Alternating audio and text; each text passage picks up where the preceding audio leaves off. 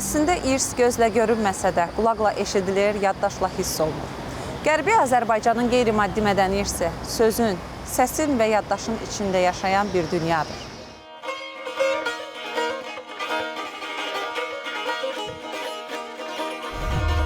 Folklor bu torpaqların nəfəsi idi.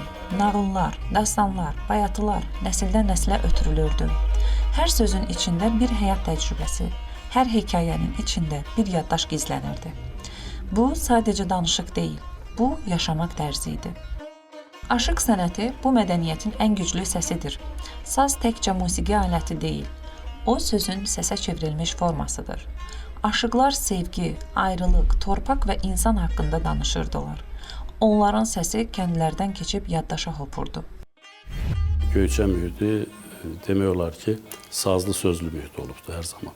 Mələ Qərbi Azərbaycanda yaşayanlar bir çox aşıqlarımız olub ki, bunlar ancaq sazla el məclislərini yola veriblər.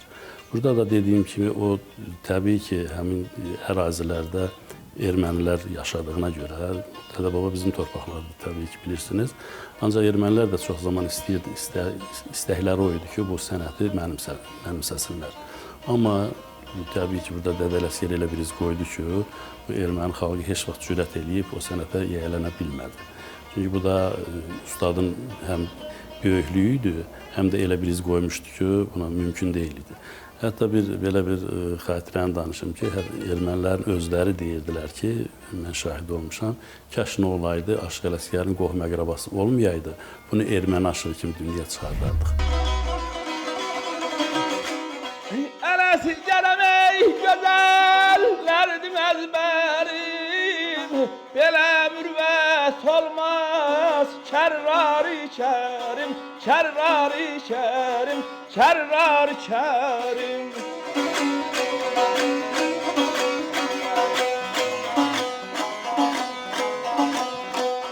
Yazıq zəhmət, zillət, çəkən əllərim,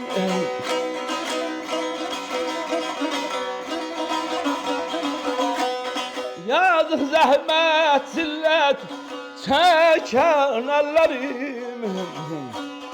İnsafdımı səndə nar oynamasın, nar oynamasın, nar oynamasın. Bu sənətdə Ələsgər olmasaydı deyərdim, sanki bir boşluq, böyük bir boşluq yarana bilərdi.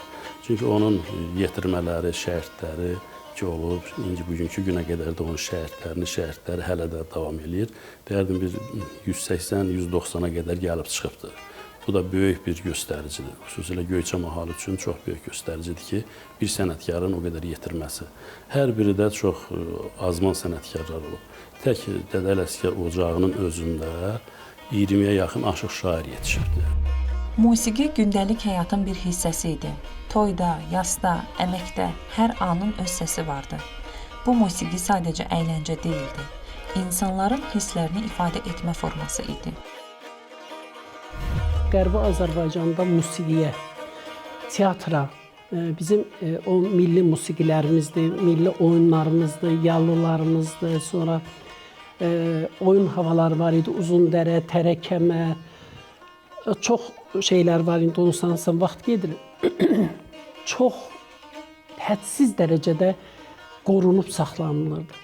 Bizdən milli adətən musiqi barədə danışıram. Bəlkə də o şeylər məni bu sənətə yönəltdi və Allahın verdiyi istedad da indi bu səs Allahın verdiyi bir gözəl bir nemətdir və mən o aşıq havalarınla, o aşıq havalarını eşidə-eşidə mən böyüdüm. Eləmi Göyçəyə mən, gözələ Göyçəyə mən, qürbətdə həsrət qaldım, vətənim Göyçəyə mən, vətənim Göyçəyə mən.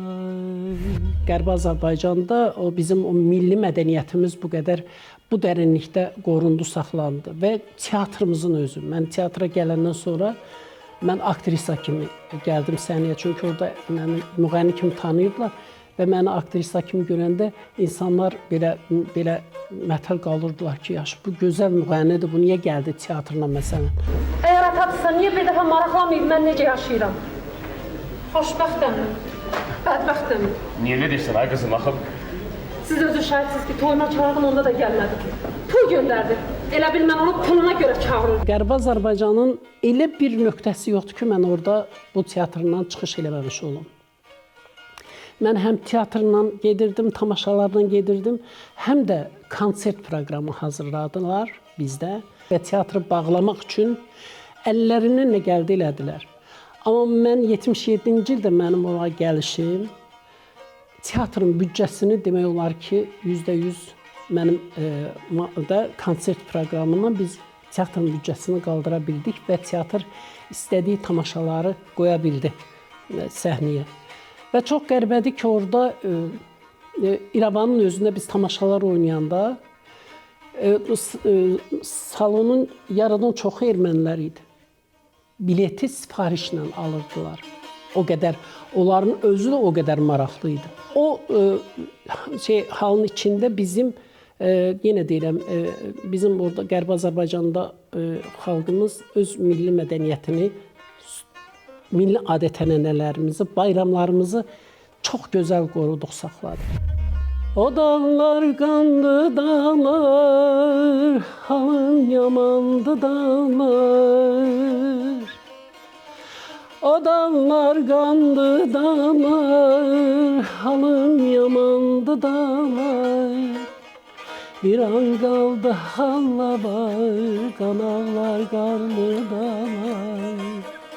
Qanaqlar qarlı dağlar, kafirlər yolundalar.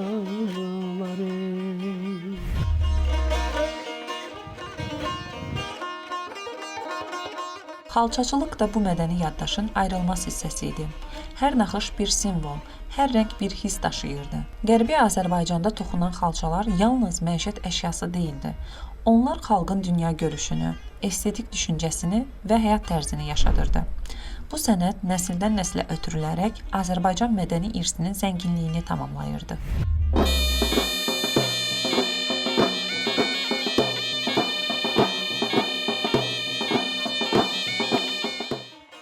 Söz bitir, musiqi dayanır, amma yaddaş davam edir.